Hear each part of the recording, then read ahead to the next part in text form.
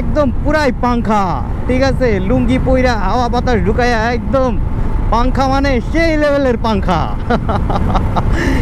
এইসব রোডগুলোতে আসলে স্পিড ওঠারও দরকার পড়ে না, এমনি ধরে রাখলে বাইকের স্পিড দেখেন 90-92, ঠিক আছে।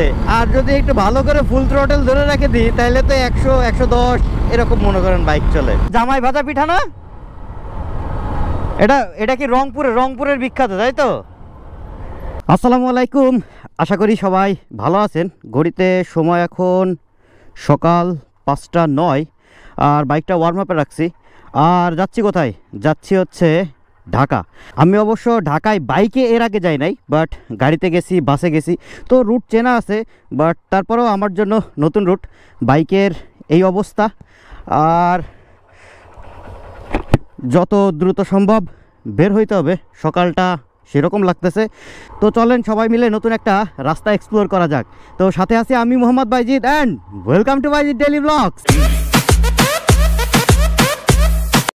তাহলে থাকেন, যাই আসি। আসসালামু আলাইকুম। বর্ডারে আসবেন আর বিজিবি থাকবে না, এটা কোনো কথা হইতে পারে না। যেহেতু বিজিবির ক্যাম্প করতেছি, সো বিজিবি তো থাকবেই। আমি বাংলাদেশ বর্ডার গার্ড সম্পর্কে আগেও বলছি যে এনাদের মতো কষ্টের চাকরি আমি মনে হয় খুব কমই দেখছি। সকাল 6টা থেকে রাত 12টা, আবার বিকাল 6টা থেকে রাত 12টা, এরকম 12 ঘন্টা করে এক একজনের শিফট ভাগ করা আছে। অনেক সময় ওভারটাইম করতে হয়, 18 ঘন্টা হয়ে যায়। আসলে বাংলাদেশ বর্ডার গার্ডকে একটা ধন্যবাদ। তারা যদি বর্ডারে না থাকতো আমরা কিন্তু শান্তিতে ঘুম দিতে পারতাম না। যাই হোক, পরিবেশটা সেরকম লাগতেছে, আবহাওয়াটাও আজকে ভালো, তো রাইডটা বেশ জমবে। গ্রামের এই জিনিসটা কিন্তু খুব সুন্দর। 5:15 বাজে আর মানুষ অনেকেই উঠে গেছে যারা কাজকর্ম করে। আর এই ফ্রেশ এয়ার, এইটা কিন্তু আর ঢাকায় যেয়ে পাবো না, তবে জায়গাটাকে আসলেই খুব মিস করব।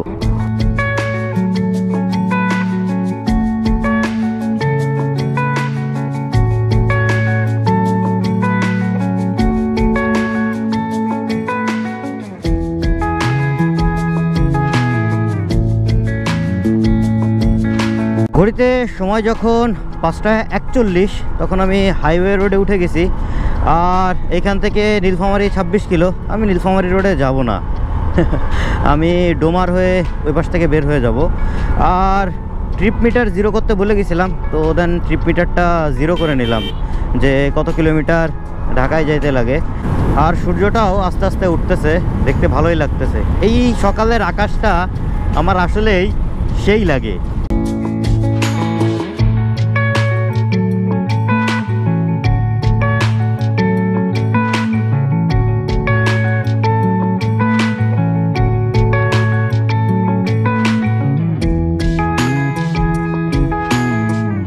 আমি ঈদের আগে যখন বাড়ি গেছি তখনও এই জায়গার থেকে এরকম সূর্যোদয় দেখছি, আর আজকেও এই সেম।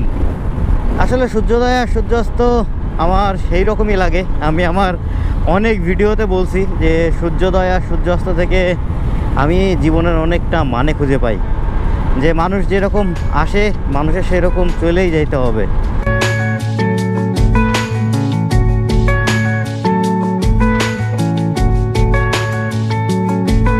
এখন আমি আছি পাগলাপির বাজার, আর ঘড়িতে সময় 6:36। বাইক চালাইলাম কত কিলো? 57, আর ওই জায়গায় যদি ধরেন 20, তাহলে হচ্ছে 77 কিলো বাইক চালানো হয়ে গেছে। আর সময় লাগছে 1 ঘন্টা 30 মিনিট মতো। Not bad. তারপরেও আজকে আর একটু সকালে বের হইতে পারলে ভালো হইতো, বাট গতকালকে রাত্রে কারেন্টে আমার সাথে যে পরিমাণ সিনিমিনি খেলছে, তাতে মনে করেন যে ঘুমাইতে খুব কষ্ট হয়েছে। আর আমি আগেও বলছি, আমার যদি ঘুম পূরণ না হয় তাহলে আমি রাস্তায় নামি না। আমার ঘুমটা ইম্পর্টেন্ট, আমি ঘুমটা কমপ্লিট করি, দেন তারপরই রাইডের জন্য বের হই। চলে আসছি রংপুর, আর এই যে বামেই দেখা যাচ্ছে রংপুর মেডিকেল কলেজ হাসপাতাল। আর ঘড়ির কাঁটায় সময় 6:48। আমার প্ল্যানও ছিল এইরকম যে আমি 7টার ভিতরে রংপুর শহরটা পার করব। আসলে আমি সবসময় বলি যে আপনারা বের হওয়ার আগে একটা প্ল্যান নিয়ে তারপরে বের হন। আমি রংপুর শহরের ভিতর ঢুকবো না, আমি এই যে বাইপাস রোডে বের হয়ে গেছি। আমি আগের ভিডিওতেই বলছি যে সকালবেলার আমার রাইডিংয়ের প্ল্যানই থাকে 100 কিলো, যে ফার্স্ট যে রাইডিংটা হবে সেই রাইডিংটা মিনিমাম 100 কিলো রাইড হবে। তো আল্লাহর রহমতে সব কিছু প্ল্যান মোতাবেকই চলতেছে। এই যে এই পাশে রংপুর সেনানিবাস। রংপুর জায়গাটা আমার কাছে খারাপ লাগে না, তবে সত্যি কথা কি জানেন, এবার পঞ্চগড় যায় না হাড়ি ভাঙা আম সেরকম করে খাইতে পারি নাই।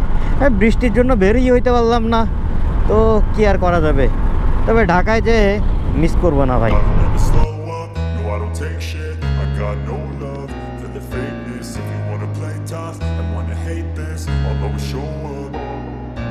I don't ever slow up, no I don't take shit. I got no love for the fakeness. If you wanna play tough and wanna hate Rangpur শহর পার করে চলে আসছিলাম, আর গতবার রংপুর মডার্ন মোড়ে একটু দাঁড়াইছিলাম, কারণ শেষের দিকে আমি 50 কিলো 60 কিলোতে একটা করে ব্রেক দিই। আজকে চিন্তা করছি যে যখন 100 বা 120 কিলো রাইড হয়ে যাবে তখন আমি ব্রেক দিব।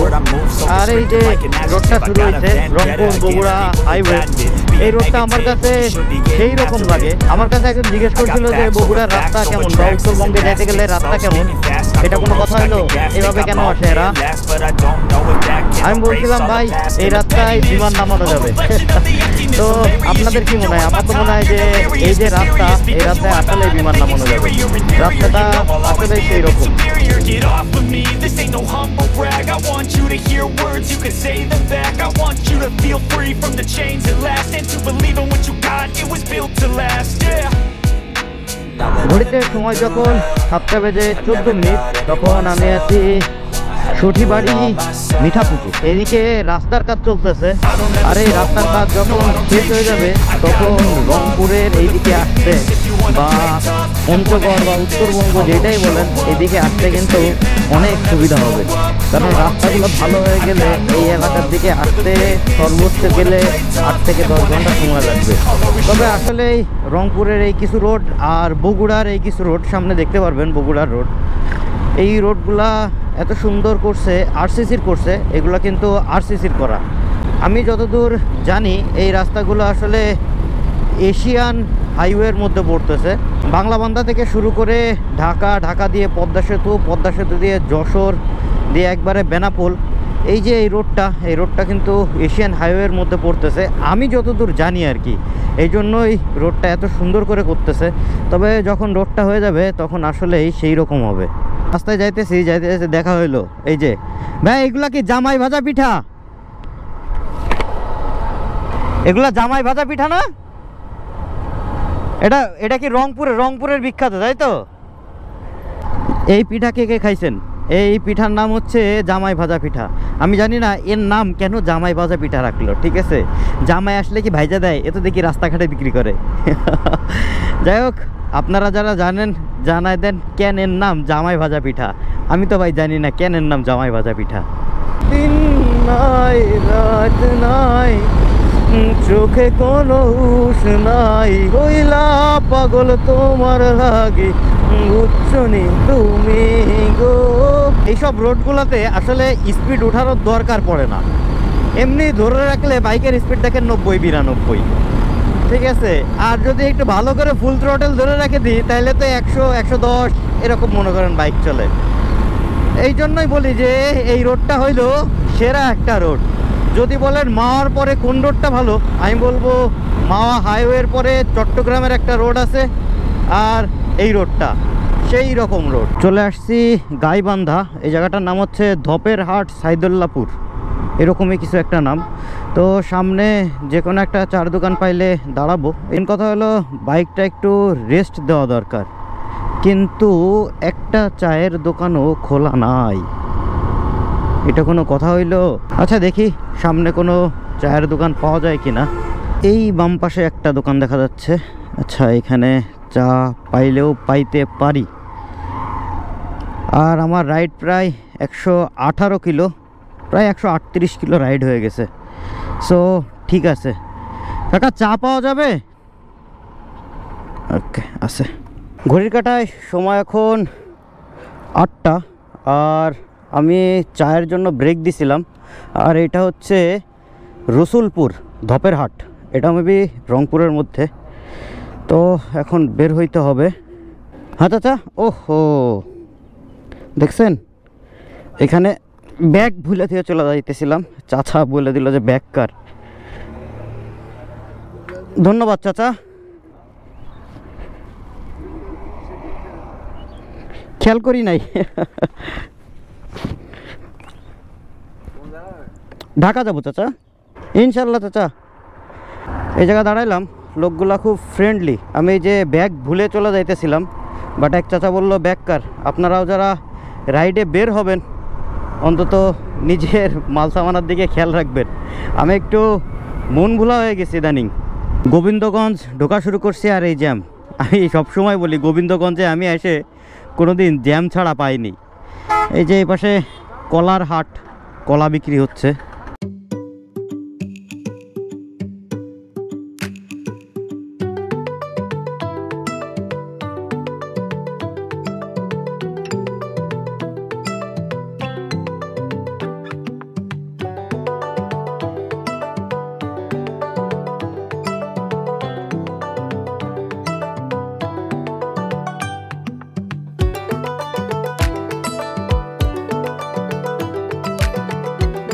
চলে আসছি সেই বিখ্যাত গোবিন্দগঞ্জ গাইবান্ধা রোডে।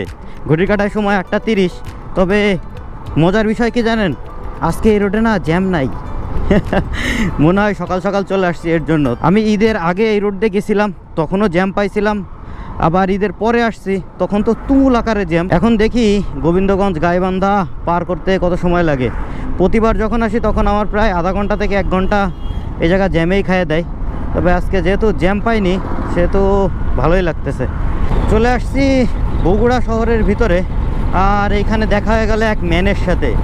ম্যানের ভাব দেখবেন, সে হাইওয়ে রোডে লুঙ্গি পরে ভিতরে বাতাস ঢুকায়, হেলমেটটা সাইডে ঝুলায় এবং সানগ্লাস চোখে দিয়ে সে বাইক রাইড করতেছে হাইওয়ে রোডে।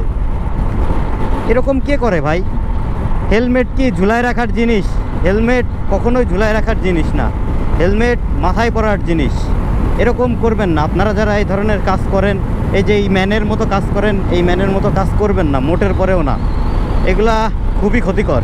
একদম পুরাই পাংখা, ঠিক আছে? লুঙ্গি পইরা হাওয়া বাতাস ঢুকাইয়া একদম পাংখা, মানে সেই লেভেলের পাংখা। আচ্ছা, এইগুলারে কি ছাপড়ি বলে? আমার জানতে চাও অবুঝ মন, এগুলারে কি ছাপড়ি বলা হয়? আজকের যে আবহাওয়া পড়তেছে তাতে মনে হচ্ছে আজকে আমার হাওয়া টাইট করে দিবে না। যাই হোক, ঘড়িতে সময় এখন সকাল 9টা, আর আমি চলে আসছি বগুড়া বিমান মোড়ে। ওই যে বলছিলাম না, চন্দ্রিমা উদ্যানের থেকে উঠায় নিয়ে সেই জায়গায় দিছে। আমি গত ভিডিওতে বলছি, আর এবারও তাই করলাম। আমি বগুড়া শহরের ভিতরে ঢুকি না কখনো। প্রত্যেকটা শহরের মধ্যেই জ্যাম থাকে, যার জন্য আমি বাইপাস রোড ধরি। আর সেই অনুযায়ী আমি বগুড়ার থেকে প্রথম বাইপাস রোডটা ধরছি। আমি দ্বিতীয় বাইপাস রোড কখনো ধরি নাই, কারণ আমার কাছে প্রথম বাইপাস রোডটাই সহজ মনে হয়, যার জন্য আমি প্রথম বাইপাস রোডটা ধরেই যাই। আর এই বগুড়ার থেকেই কিন্তু ডিভাইড হয়েছে, একটা চলে গেছে কুষ্টিয়ার দিকে আর আরেকটা চলে গেছে ঢাকার দিকে।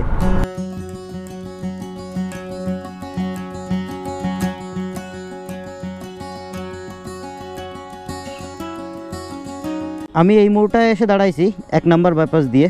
তার কারণ হলো, যারা নাটোরের থেকে আসেন তারা কিন্তু এই রোড দিয়েই চলে যাবেন। এই সেতুটা বাংলাদেশের দ্বিতীয় বৃহত্তম সেতু। এই সেতুর দৈর্ঘ্য 4.8 কিলোমিটার।